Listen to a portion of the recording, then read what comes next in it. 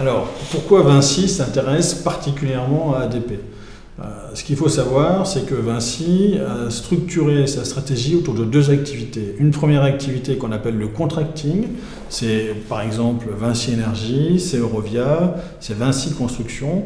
Dans ces activités, on est sur des temps courts, on est sur une profitabilité relativement faible, mais une forte rentabilité parce que une faible utilisation, une faible mobilisation, on va dire, de capital.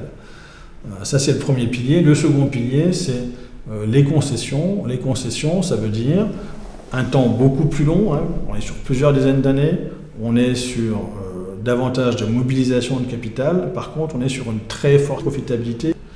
C'est dans cette branche concession qu'on va trouver notamment les autoroutes, mais aussi donc la partie aéroport. On voit que sur cette partie concession, on est sur des taux de profitabilité qui avoisinent quand même les 50%. Alors, vous avez la partie autoroute, vous avez la partie aéroport. Vinci n'est pas un nouveau venu dans la partie aéroport. Vinci aujourd'hui, c'est quand même le 4e acteur, 45 aéroports gérés et 1,6 milliard de chiffre d'affaires.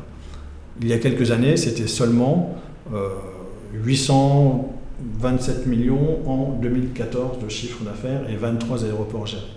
Donc une très forte croissance sur cette partie.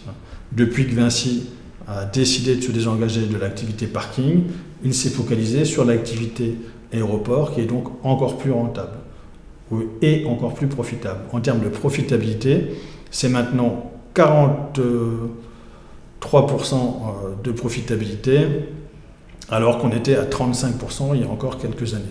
Donc vous voyez, forte croissance de chiffre d'affaires sur l'activité aéroport et croissance encore plus forte des résultats. Donc clairement, de plus en plus, cette partie aéroport vient se poser comme le complément parfait de l'activité concession autoroutière. Alors maintenant,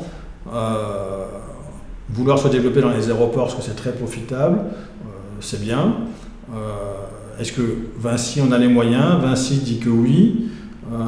Il faut quand même avoir à l'esprit que Vinci, c'est 84% de taux d'endettement sur fonds propres, hein, donc c'est quand même très conséquent, et ces 84%, c'est avant même l'acquisition de Gatwick pour 3,2 milliards en 2019, prévu sur le premier semestre. Donc oui, Vinci dit avoir les moyens, Vinci attend en particulier les indemnités sur Notre-Dame-des-Landes, mais ça va être quand même un très gros morceau à absorber, et qui dit absorber un si gros morceau dit derrière des efforts nécessaires de productivité et d'augmentation de la profitabilité pour assurer le retour sur investissement.